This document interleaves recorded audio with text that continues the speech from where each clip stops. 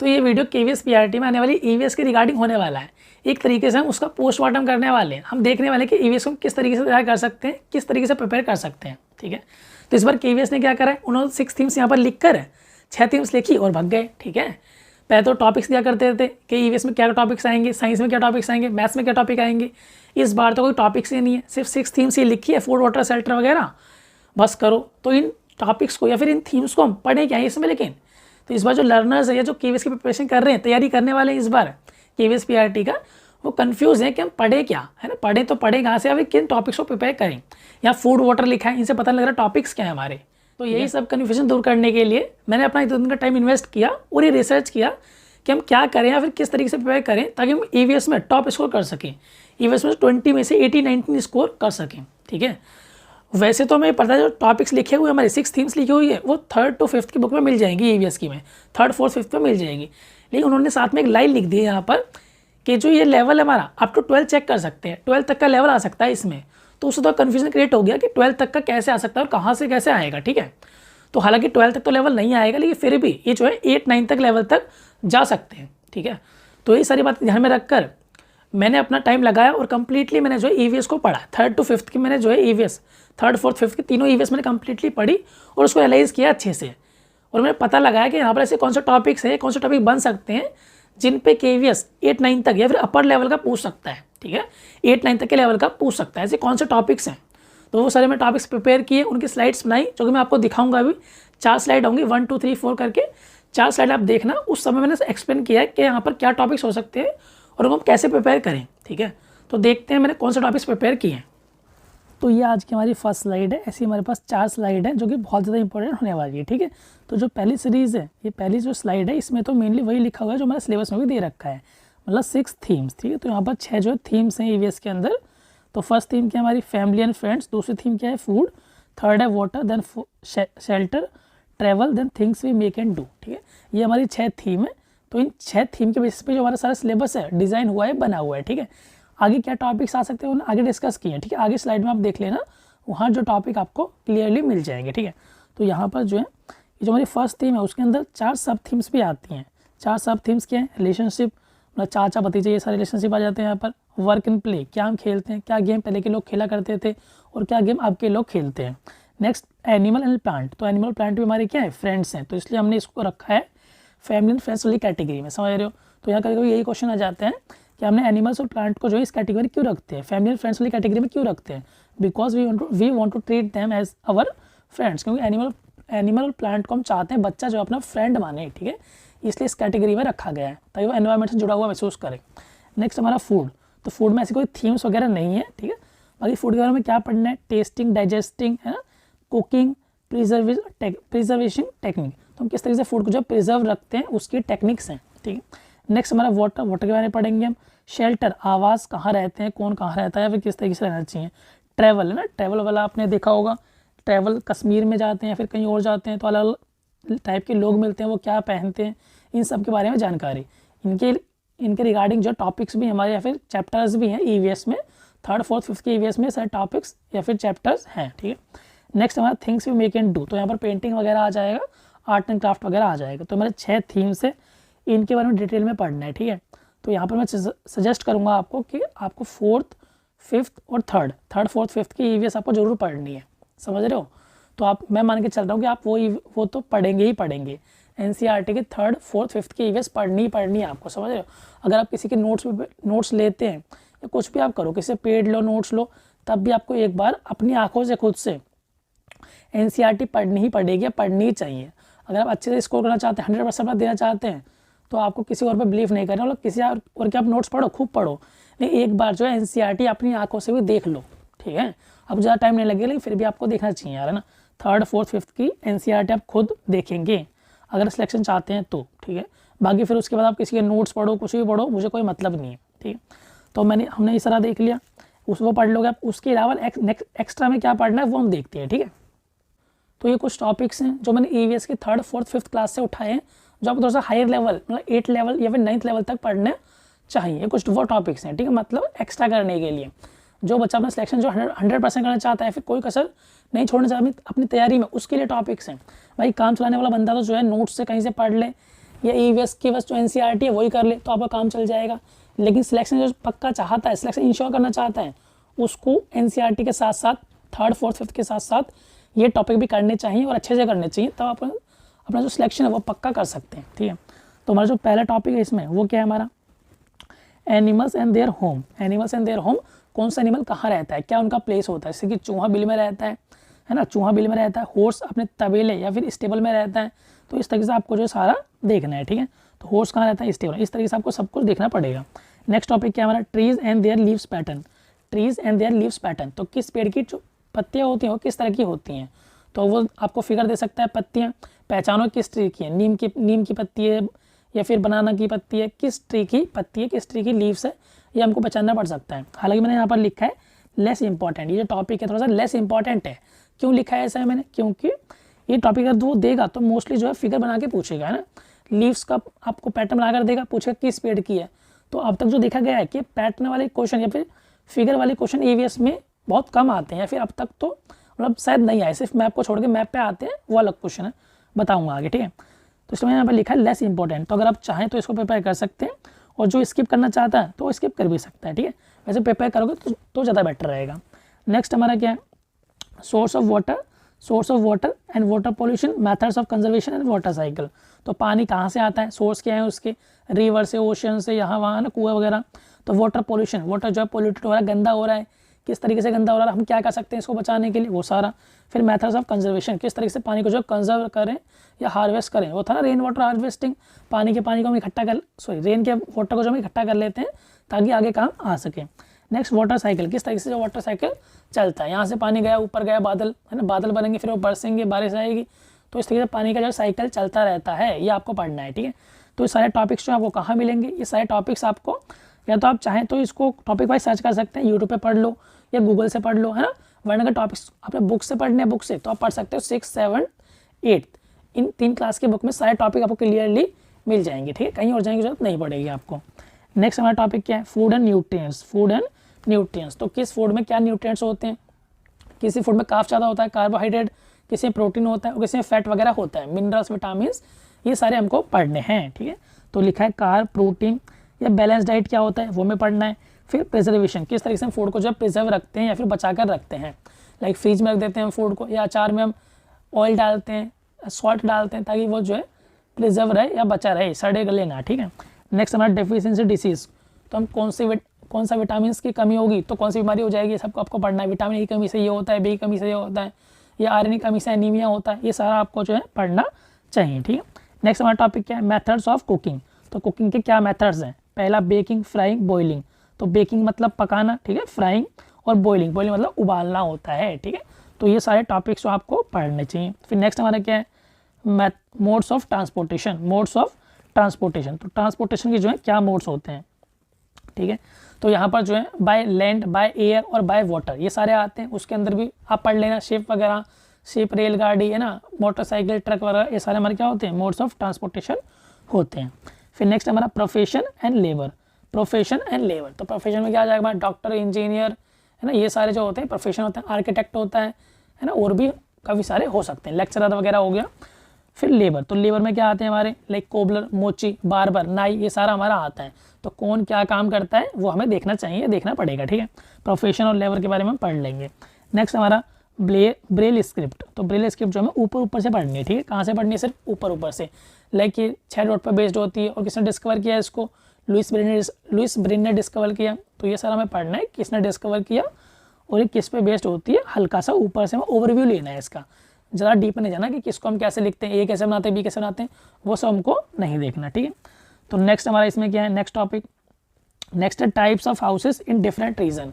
तो अलग अलग रीजन में या फिर अलग अलग स्टेट में जो है हाउसेस अलग अलग टाइप के होते हैं। राजस्थान में दीवारें मोटी होती हैं क्योंकि वहाँ धूप ज़्यादा पड़ती है, टेम्परेचर हाई होता है। ठीक है, वहाँ की दीवारें थोड़ी सी मोटी होती हैं। बाकी असम में किस तरीके के बनते हैं और जम्मू कश्मीर में कहाँ कैसे बनते हैं, तो अलग अलग टाइप के हाउसेस होते हैं अलग अलग रीजन में, वो हमें पढ़ना है। आपने अगर आप ईवीएस पढ़ रखी है तो वहाँ भी कुछ बता रखा है। ठीक है, तो ये हो गया हमारा। Next food chain and food web. तो फूड चेन कौन किसको खाता है सर, हमको देखना पड़ेगा ना, कौन किसको खाता है। लाइक ग्रास खाएगा, ग्रास होपर को फ्रॉग खा सकता है, फ्रॉग को स्नेक, स्नेक को ईगल। तो ये हमारी क्या बन गई, ये हमारी एक फूड चेन बन गई। ठीक है, तो फूड चेन हम पढ़ लेंगे। फिर फूड वेब, बहुत सारी फूड चेन जब मिलती हैं तो फूड वेब बनता है। तो ये भी आपको जो सारे टॉपिक्स कहाँ मिल जाएंगे, 8th क्लास तक की NCERT में मिल जाएंगे, ठीक है। तो जो सारे टॉपिक्स हैं बहुत रिसर्च करके मैं ढूंढे हैं आपके लिए, तो सारे एक एक टॉपिक जो है बहुत इंपॉर्टेंट है, एक भी स्किप मत करना, आप अच्छे से टॉपिक्स को सारा पढ़ना अगर आप सिलेक्शन चाहते हैं तो, ठीक है। अब हम देखते हैं अपना नेक्स्ट क्लास 4th की EVS के क्या टॉपिक्स हैं, ठीक है। तो ये कुछ हमारे क्लास 4th की EVS के टॉपिक्स हैं, इंपॉर्टेंट टॉपिक्स हैं जो कि मैंने क्लास 4th की EVS के पूरी बुक को पढ़कर निकाले हैं आपके लिए, ठीक है। तो 3rd, 4th, 5th तीनों मैंने बुक जो है पूरी कंप्लीट पढ़ी है, उसको एनालाइज किया, तब ये टॉपिक निकालिए, ठीक है। तो मैंने आपके लिए मेहनत की है, तो अगर आप चाहें तो चैनल को जो है सब्सक्राइब कर सकते हैं ना। बहुत सारे लोग जो 50% लोग जो ऐसे ही देखते रहते हैं वीडियो सिर्फ, लेकिन सब्सक्राइब नहीं करते ना, तो सब्सक्राइब कर लो यार, क्या जा रहा है तुम्हारा ना। बाकी जिन्होंने सब्सक्राइब कर रखा है और उनको कंटेंट पसंद आ रहा है तो वो अपने दोस्तों में जो है शेयर कर सकते हैं, ठीक है। तो हमारा टॉपिक क्या है 4th की EVS का पहला topic, wild life conservation. Wild life conservation, किस तरीके से हम प्लांट एनिमल को कंजर्व रख सकते हैं, बचा कर रख सकते हैं, ठीक है। तो नेशनल पार्क वगैरह हमने बनाए, तो सेंचुरीज बनाई हैं और कुछ एक्टिव बनाए हैं ताकि उनका जो प्रोटेक्शन हो सके। तो वाइल्ड लाइफ प्रोटेक्शन एक्ट आया था 1976 में, तो थोड़ा सा पढ़ लेना आपको, या चाहें तो सिर्फ आपका उसका जो ईयर है वो याद कर लें, ज़्यादा याद नहीं करना, तो ईयर याद कर लें सिर्फ, ठीक है।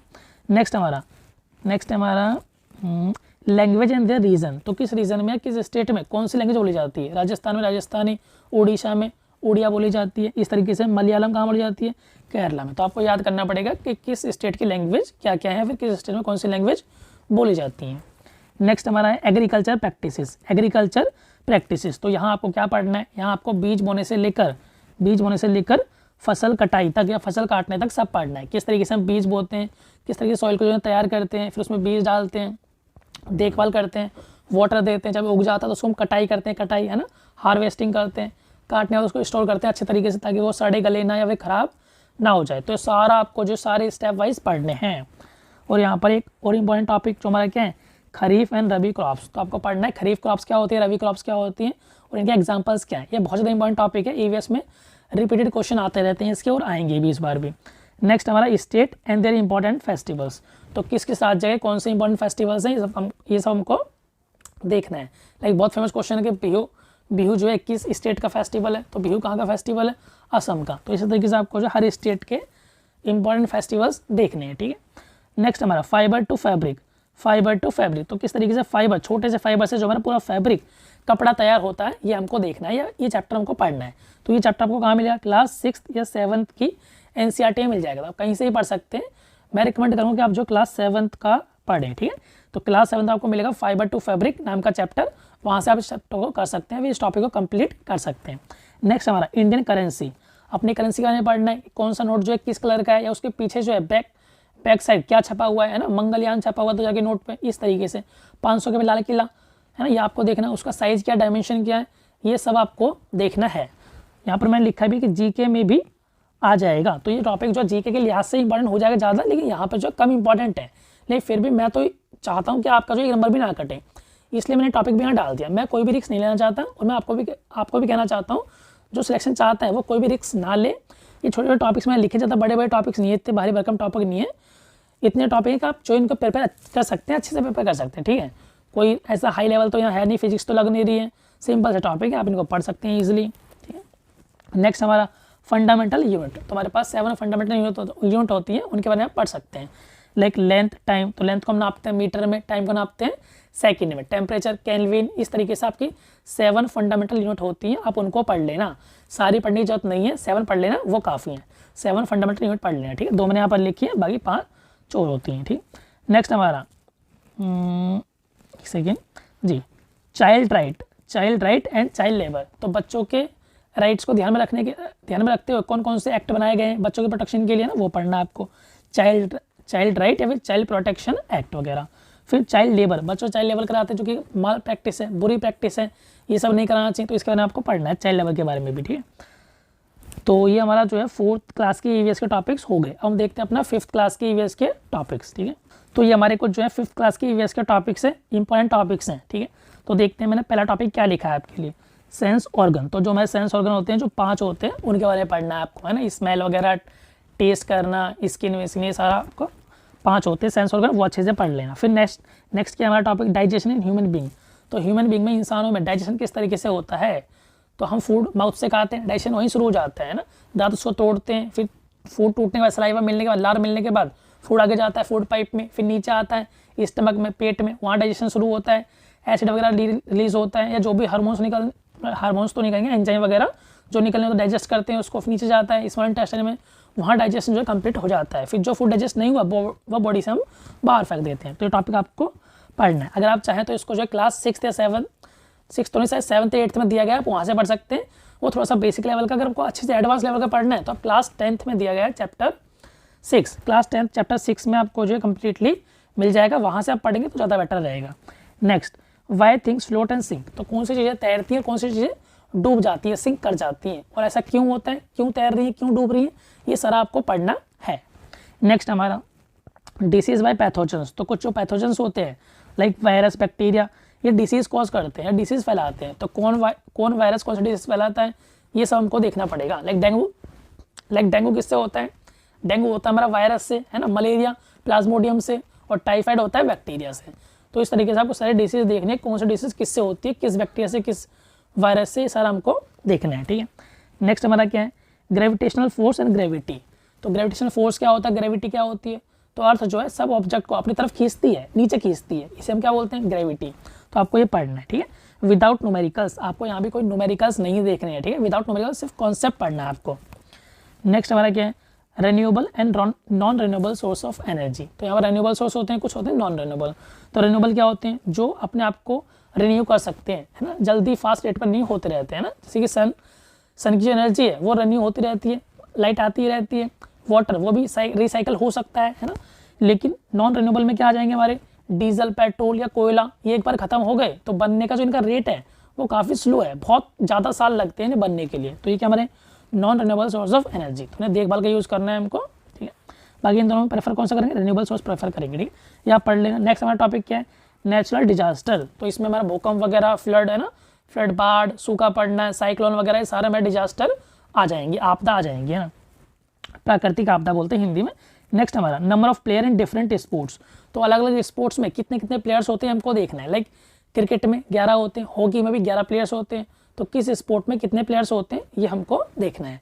तो फिर से ये जो है यहाँ पर थोड़ा कम इंपॉर्टेंट है ईवीएस के, लेकिन फिर भी आपका जीके में काम आएगा। तो अब जीके के लिए इस टॉपिक को प्रिपेयर कर लेना, ये तो यहाँ का भी काम चल जाएगा, ठीक है, कोई रिस्क मत लो, जो मैं बता रहा हूँ सारा प्रिपेयर कर लो, अच्छे से प्रिपेयर कर लो, ठीक है।